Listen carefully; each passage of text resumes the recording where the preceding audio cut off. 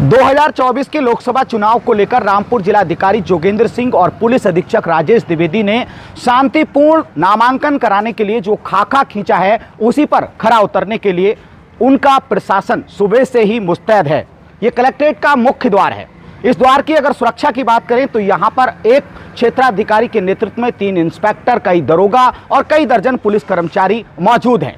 इसके अलावा 5 गेट हैं। रामपुर जनपद के कलेक्ट्रेट परिसर में अगर कोई भी प्रत्याशी अपना नामांकन कराने के लिए, पर्चा खरीदने के लिए अगर यहाँ पर दाखिल होता है तो यहाँ से पहले पूर्वी, दक्षिणी, उत्तरी जो गेट बनाए गए हैं वहां पर बैरिकेटिंग की सुविधा की है। साथ ही एक सीओ के नेतृत्व में टीम बनी है। वहां पर आने वाले लोगों के लिए कौन अंदर आएगा, किस तरह से आएगा, कैसे आएगा, इसके अलावा कैमरे लगाए गए हैं ताकि कोई भी गतिविधि अगर यहां पर होती है तो वो अच्छे से प्रशासन के अधिकारी समझ सकें, जान सकें और जरूरत पर बड़ी कार्रवाई कर सकें।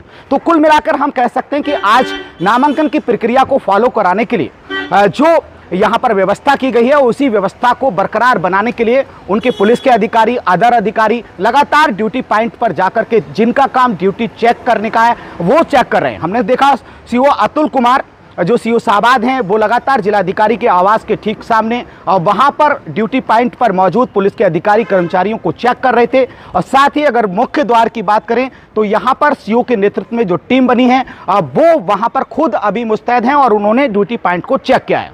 तो आज हम बताएंगे कि रामपुर में कौन पर्चा खरीदने के लिए कलेक्ट्रेट परिसर में आता है। आज पहला दिन है और पहले दिन जो सुरक्षा व्यवस्था का खाका खींचा गया है उस पर खरा उतरने के लिए जो तमाम सारी चीजें बनाई हैं उस पर किस तरह से आज काम रहेगा।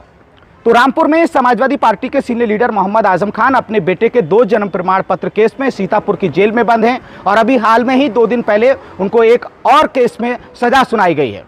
उनकी पार्टी गठबंधन की तरफ से कोई अभी प्रत्याशी चुनाव मैदान में नहीं उतारा गया है। दूसरी तरफ अगर भारतीय जनता पार्टी की बात करें तो उन्होंने दोबारा से ही अपने कैंडिडेट घनश्याम सिंह लोधी को चुनाव मैदान में उतारकर अपनी और अपनी पार्टी की प्रतिष्ठा को दांव पर लगाया है। देखना यही दिलचस्प होगा कि इस बार के लोकसभा चुनाव में समाजवादी पार्टी गठबंधन की तरफ से कौन से प्रत्याशी को चुनाव मैदान में उतारेंगे जो इस बार आजम खान की साख और सीट को दांव पर लगाई हुई है उसको बचाने में वो कामयाब हो जाएंगे। क्योंकि आजम खान हीरो थे, हीरो से वो जीरो हो गए। अब चूंकि तमाम सारे ऐसे केसेस हैं जिसमें उनको सजा हो गई है, लगातार सुनवाई भी चल रही है, तो जो राजनीतिक समीकरण हैं उन सब चीज़ों को लेकर यही देखना दिलचस्प होगा कि इस बार के लोकसभा चुनाव में आजम खान कौन से ऐसे कैंडिडेट को चुनाव मैदान में उतारकर अपनी पार्टी की और अपनी साख बचाएंगे। जिस तरह से जो हालात बने हैं उन हालातों को लेकर अब कौन सा कैंडिडेट उन्हें चुनाव मैदान में उतारना है, सभी की नजरें इसी पर टिकी हुई हैं। क्योंकि 2 बार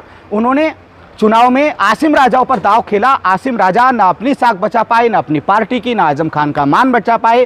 तो ऐसे में इस बार आजम खान खुद मुसीबत के घेरे में है, खुद मुसीबतों के पहाड़ों में है। तो वो इन सब चीज़ों को देखते हुए राजनीतिक ऑक्सीजन लेने के लिए वो किसको चुनाव मैदान में उतारेंगे। क्योंकि कहा यह जाता है कि रामपुर में समाजवादी पार्टी के राष्ट्रीय मुखिया चाहे अखिलेश यादव हों, चाहे उनकी पार्टी के अदर लोग हों, वो यहाँ के प्रत्याशी के बारे में तय नहीं करते हैं। रामपुर के प्रत्याशी के बारे में आजम खान ही एक लंबे समय से तय करते हैं। तो आजम खान इस बार कौन से कैंडिडेट को चुनाव मैदान में उतारेंगे। OPTV इंडिया पर खबरों का सिलसिला लगातार जारी है। अगर अभी तक आपने हमारे चैनल को सब्सक्राइब नहीं किया है तो आप अभी कर लीजिए। और क्या है हमारी खबरों को लेकर आपकी राय कमेंट्स बॉक्स में लिखना कभी ना भूलें। नमस्कार।